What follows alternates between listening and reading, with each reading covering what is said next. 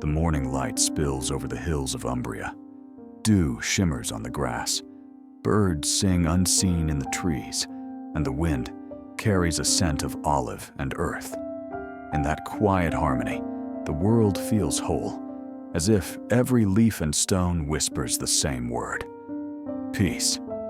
It was in this silence, this song of creation, that one man heard the voice of God more clearly than any sermon or cathedral could ever reveal. His name was Francis of Assisi, and through his life, the world rediscovered what it meant to love simply, freely, and completely. Francis was born in 1181 in the small town of Assisi, Italy, during an age of knights, merchants, and wars. His father, Pietro Bernardone, was a wealthy cloth merchant who dreamed of status and profit. His mother, Pica, was gentle, devout, and French, and it was from her that Francis inherited his tenderness of heart. As a young man, Francis wanted nothing more than pleasure, music, and adventure. He dressed in fine clothes, threw lavish parties, and charmed everyone he met. People called him the king of the youth of Assisi. He laughed easily, gave generously, and believed the world was his to conquer. But behind his joy was a restlessness he could not name. He longed for something beautiful, but deeper than silk, gold, or song. When war broke out between Assisi and Perugia, Francis joined eagerly, seeking glory.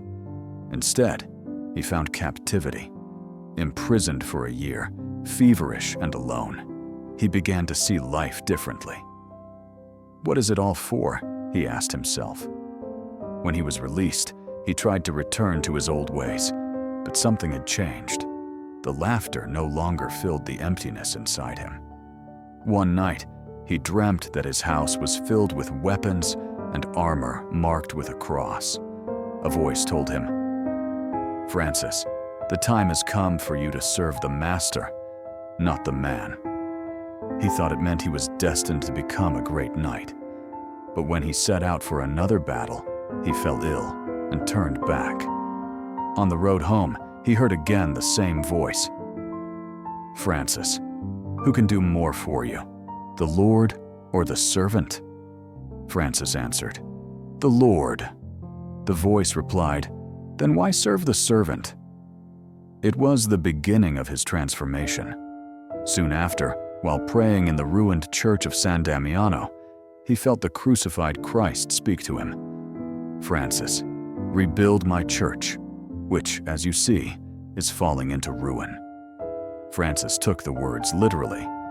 He sold his horse and his father's cloth to buy stones to repair the chapel. His father was furious.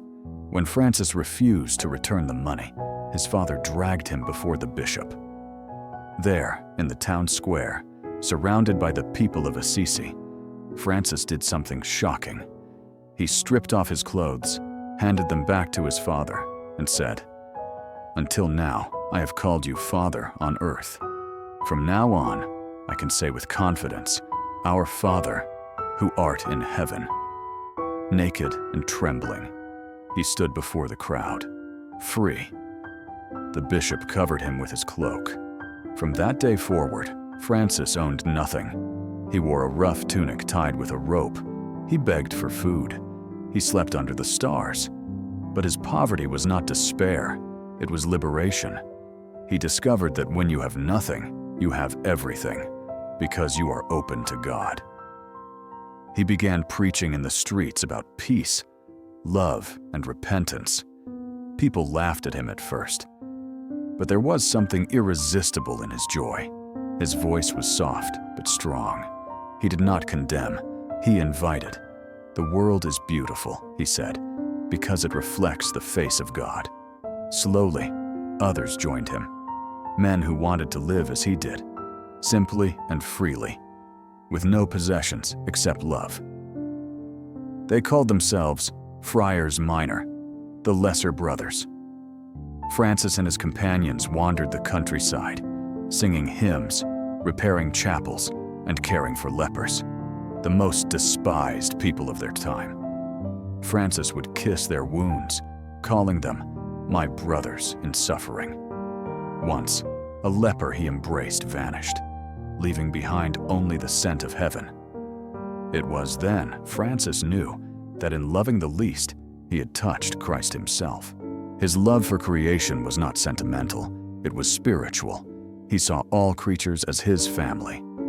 "If you have men who will exclude any of God's creatures from the shelter of compassion," he said, "you will have men who will deal likewise with their fellow men." He spoke to birds as if to friends, and they listened. Once, near the town of Bavania, he preached to a flock of birds, saying, "My little sisters, you owe much to God, your Creator. Sing your praise to Him who gives you the sky and the rivers and all that you need." The birds stretched their wings, chirping in unison, a chorus of creation praising the Creator. Even the sun and moon became part of his prayers. In his Canticle of the Creatures he wrote, "Praised be you, my Lord, with all your creatures, especially brother sun, who brings the day and gives us light. Praised be you, my Lord, through sister moon and the stars. Praised be you through brother wind, through sister water, through brother fire, through sister mother earth." It was the first hymn written in the Italian language, a song of cosmic gratitude. Francis taught that everything, from the smallest stone to the highest star, speaks of God's love. But his path was not without pain. As his order grew, not all brothers shared his vision of simplicity. Some wanted rules, structure, and buildings. Francis wanted freedom and poverty. The more people admired him, the more he felt misunderstood. He withdrew often into the wilderness to pray. Once, on Mount Laverna, he spent 40 days in fasting and contemplation. There, while meditating on the passion of Christ, he felt a burning pain in his hands, feet, and side. When he looked, he saw that he bore the wounds of the crucifixion, the stigmata, the first recorded in history. The marks bled, yet did not kill him. They were signs of love. He never boasted of them. When asked about his pain, he only smiled and said, "Love is not loved." As his health declined, he grew nearly blind, yet he continued to sing. When his brothers wept for him, he told them to rejoice, for he was going to meet his Lord. He asked to be laid on the bare earth, naked once more, as he had been when he first gave himself to God. The sun was setting. The birds gathered around the friary, singing. Francis whispered his final words, "I have done what was mine to do. May Christ teach you what is yours." He died on October 3rd, 1226, at the age of 44. The world mourned him, but his spirit could not be confined. Within 2 years, he was canonized. His little band of brothers grew into one of the largest religious orders in history. His love for creation became the foundation for the Church's understanding of ecology and stewardship. And his simple joy continues to move hearts across centuries. Francis's life is not a story of escape from the world, but of seeing the world rightly, as gift, not possession. He showed that poverty is not about loss, but about freedom. The freedom to love without ownership, to see without greed, to live without fear. He reminded humanity that the universe itself is a cathedral, and every creature a hymn. In an age that measures success by wealth and power, Francis remains a mirror turned toward heaven. He invites us back to simplicity, to barefoot gratitude, to the laughter of birds, to the wonder of being alive. His message is as urgent today as it was 800 years ago. Start by doing what is necessary, then do what is possible, and suddenly, you are doing the impossible. He did not seek to convert by argument, but by example. When asked how to preach, he said, "Preach always, and when necessary, use words." His life was the sermon. And perhaps that is why, Centuries later, even those who do not share his faith still feel his presence. Because Francis speaks the universal language, the language of love. He reminds us that the world is not broken, it is burning with God. That holiness is not hidden in monasteries, but alive in the wind and water, in the faces of the poor, in the heart that sees beauty where others see nothing.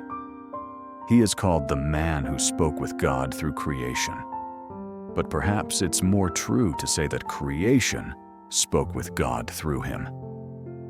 When we listen to the whisper of trees, the murmur of rivers, the laughter of sparrows, perhaps if we listen deeply enough, we still hear his voice singing softly among them. Praised be you, my Lord, through all your creatures.